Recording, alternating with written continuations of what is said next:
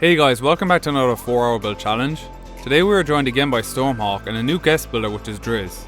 Driz is a really talented map maker and owns a YouTube channel himself, which I will leave a link to in the description along with all the others.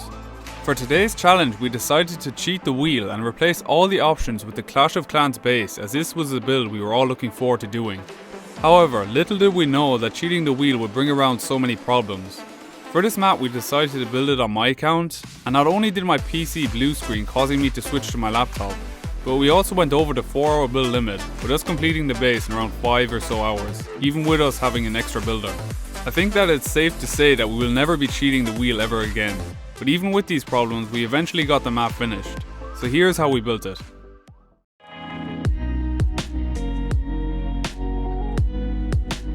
To start this project, we first loaded up the floating island template map and got rid of all the flying islands to give us a blank map on which to build on.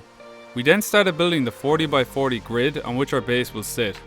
For this grid we decided to make each square a half tile wide, which would perfectly imitate the scale that you see within the game. Once the grid was finished, we decorated the edges of it with plants and trees, just how it is in the Clash of Clans game. Now that the foundations have been complete, we could start building our base. The reference image we will be using to build this was just a random Clash of Clans base we found on Google Images. Mustard Place took on the first step of building the base by creating the pink level 6 walls. Stormhawk then took on the task of building the level 7 town hall at the far end of the base, which looked exactly like the real thing once it was finished.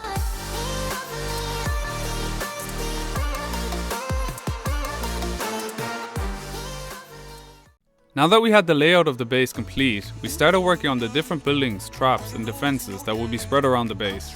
We divided up the work between us, with me creating the barracks, elixir collector, research lab, hidden Tesla, dark elixir storage and elixir storage. Mustard Plays then built the wizard tower and gold mine. Driz created the air defense turret, cannon, mortar and air bomb. Try took on the challenge of creating the gold storage, spring trap, giant bomb and normal bomb, with Stormhawk building the remaining structures, which were the clan castle and the archer tower.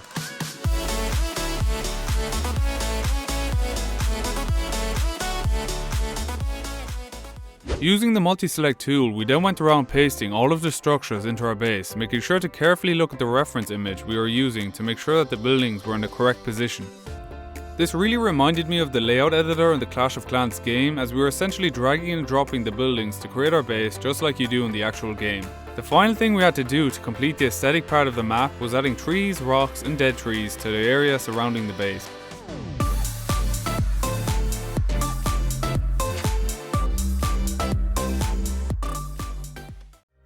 As always, Immature Gamer took on the task of creating the mechanics for this map. This was an insanely difficult challenge, as we wanted to replicate the Clash of Clans game mode except put it in first person. This would essentially be an attack and defend game mode where the attacking team would have to destroy different buildings and defences in order to win. The defending team would have to stop them, however, by controlling different defences in the base which all have different abilities. With the mechanics of the map working perfectly, the map was finally complete.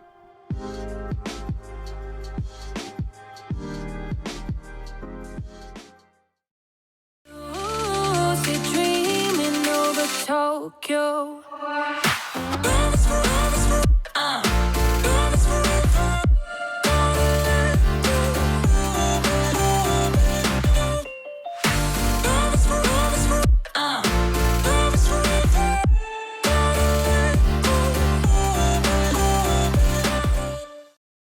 Here are the map codes if you want to check it out yourselves, and remember to check out all the other builders who contributed to this.